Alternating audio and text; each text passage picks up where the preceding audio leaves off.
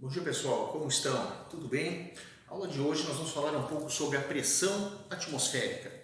Pressão atmosférica nada mais é do que a força que a camada de ar ou a camada de ar atmosférico exerce sobre os nossos corpos.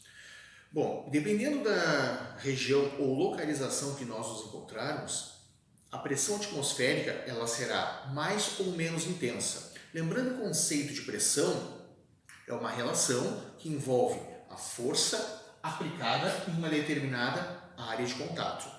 Como essa força, sob a ação da gravidade, será executada pela camada ou pela coluna de ar que está sobre nós, em locais mais baixos, uma pequena altitude, uma vez que a coluna de ar é maior, há uma maior pressão atmosférica.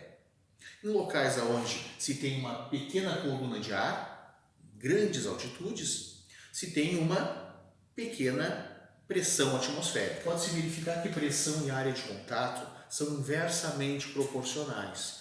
Quem já não foi no posto de combustíveis e verificou que quando vai se calibrar o pneu do carro, se coloca uma certa quantidade de ar com aquela máquina no interior do pneu. Verifique que pneus que têm uma área menor, como pneus de bicicleta, pneus de moto, de motocicleta, eles conseguem concentrar uma maior pressão em seu interior. Pneus maiores, uma menor pressão. Bom, seguindo ainda nas aplicações em relação à pressão atmosférica, para o nosso estudo, ela está intimamente ligada aos ventos, fazendo com que haja diferença de pressão em determinados locais. Isso faz com que o ar ele acabe se movimentando de uma região para outra, gerando vento e, consequentemente, alterando e influenciando em vários fatores climáticos. Uma das primeiras pessoas que se preocupou com a pressão, não só em constatá-la, mas em aferi-la e medi-la, foi Torricelli, Evangelista Torricelli. Ele fez uma experiência bem simples, onde se tinha um prato, um dispositivo com líquido no seu interior e um tubo com líquido também. Ele constatava que para determinados líquidos, como a água, por exemplo, ela se mantinha no mesmo nível, ela não descia. Isso se devia ao fato da pressão atmosférica exercer uma força tão grande na água que se encontrava aqui fora, que não era suficiente para que essa pressão exercida pelo líquido fosse suficiente para baixar a coluna de líquido. Torricelli teve uma ideia. Vamos repetir a experiência com um dos líquidos mais densos existentes, que é o mercúrio. Fazendo isso, ele constatou que a coluna de mercúrio desceu até uma certa altura. Ao parar, Torricelli chega à seguinte conclusão: a pressão que o mercúrio está exercendo sobre o meio ambiente e a pressão atmosférica que o meio ambiente exerce sobre o mercúrio são iguais, estão equilibrados.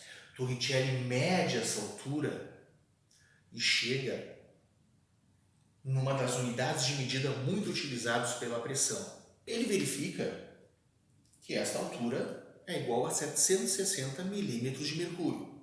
Sendo assim, a pressão atmosférica passa a ter uma nova medida, 760 milímetros de mercúrio, que equivale à pressão atmosférica ao nível do mar, que também é denotada por 1 atm. Nós utilizaremos a pressão atmosférica em nosso estudo para a construção do barômetro, um dispositivo que vai nos auxiliar na medição de pressão. Na aula onde nós trabalhamos a construção do barômetro, inicialmente nós constatamos que ao colocar água no interior e tampar um dos ramos do barômetro, o líquido estava em equilíbrio. Hoje, essa aula está sendo gravada num dia frio, um pouco de umidade, e ele está um dia nublado. Comumente, algumas pessoas chamam um dia para chuva. Ou seja, o tempo não está muito bom. um dia, digamos assim, uma concentração de partículas de ar com mais intensidade. Isso faz com que a pressão atmosférica seja mais intensa. Sendo maior a pressão exercida neste ramo do que neste. Observem que há um desnível no interior do líquido. Isso se deve ao fato da pressão atmosférica hoje ser mais intensa que a pressão exercida pela coluna de ar e pela coluna de líquido, até a mangueira. E é sobre isso que a gente concentra o nosso estudo. Quando nós temos o chamado tubo em U, que é a representação do barômetro, um dos ramos fechados, quando se faz isso, inicialmente, a igualdade de pressão entre os dois ramos.